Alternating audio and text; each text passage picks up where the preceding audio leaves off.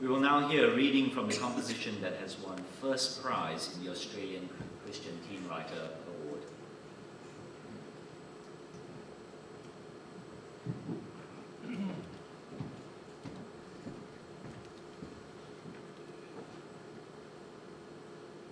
I faced the other side of the road and began to walk as I did before.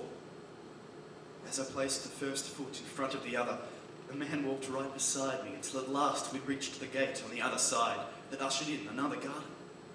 This garden, contrary to the last, was magnificent, flawless. And yet, similar to the other garden, this yard had a single walkway, stretching as far as the eye could see, stretching to a glimmering horizon. As I stood with the man at the gate, he gestured for me to enter, and as I did, I felt a foreign sensibility. Happiness? Joy? Contentment, perhaps? A breath of fresh air that it was all over. I didn't know. And as brazen as it was, I didn't care. I cast the man a glance with a smile plastered on my face and looked at the ground. So this is how it was going to end. I watched the green line trail flatly and then spike with a beam. That was the only noise in the darkened ward, and the monitor the only source of illumination save moonlight from a luminous crescent. Movement was agony, though my sight remained unperturbed. It was for the past 3 hours that with my remaining senses I savoured the last fleeting moments of corporal existence, life, love. The monitor made the beep once again, but was promptly ignored as I watched from the view of the infirmary a city that never slept. The high-rise towers were a testament to man's achievement and dominance over a planet entrusted, while the people's vehicles sped up and down streets and roads for reasons I would never know. It's the people I would miss, more than the luxury and definitely more than the stress and tension of tribulation. The people were the ones that made life truly beautiful. The smiles and security of friends and loved ones, the intricacies of personality and flair that made each one of the 7 trillion truly unique. Yes, that precept was an absolute.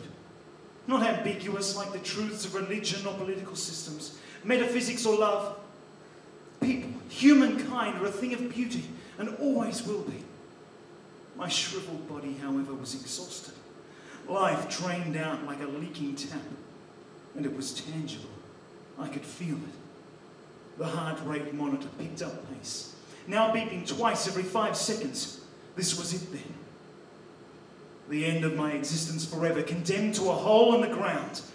A dismal thought indeed. But what about heaven? Hell? Nirvana? Reincarnation? Thinking about the destination of the human soul was aimless now. I was going to find out. To discover who was right, who was wrong, or if everyone was a fool, a desperate jester. But I had a faith of my own, and it appeared now that it was the time to put it to the test. I lifted with withered hands the Bible gifted to me by a most exemplary man, now passed away. Turning the first page to the contents, I read the words jotted down years ago, soon after an incident that acted as an axis for my life. May this book bring you hope for a better future. And then under it, in scripted writing, see you soon, Shay. I chuckled under my breath. See you soon. How appropriate. The Bible now lay across my chest as my hand surrendered to its weight. My eyes closed. Guess I will. The line drew flat, and the beeping was replaced by a monotonous, high-pitched shrill.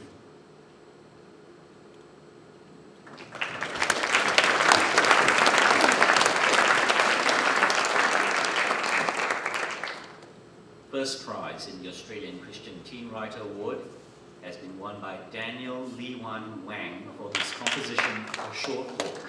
Daniel, please join us here.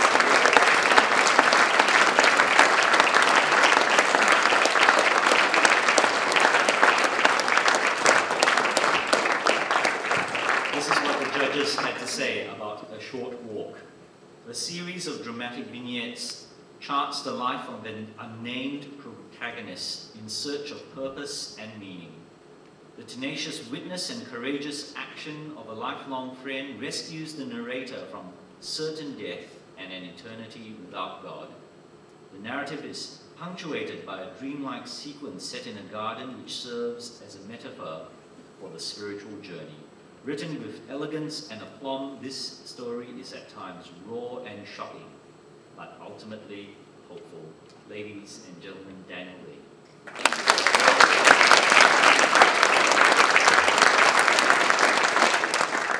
Hi. I'll try not to take up too much of your time. Have you ever had an experience or experienced something that was so unbelievable that it felt like a dream? Because if you have, you know what it's like to be me right now. What's similar to that thought was last year I also had an entry for this competition, but I got a certificate of participation, and instead of being here, I was sitting right there. After that awards ceremony, I went home, and I stayed up until 2 a.m. writing this piece. It goes to show that writing is more than, you know, what everybody thinks it is, the stereotypical, like, posh thing that smart people do. It's about creativity and determination. And let's be honest, in the intellectual world, Christians have taken quite a beating from, you know, a number of sources, namely the New Atheists, in a tirade of polemics by Daniel Dennett, Sam Harris, Christopher Hitchens, Richard Dawkins. Christians are regarded as fools. But how about we become more determined and form what I would like to call a united front? We have to show these people that we're not just weird people with weird beliefs, but we've got to take the power back, and the first step in doing this is determination and creativity.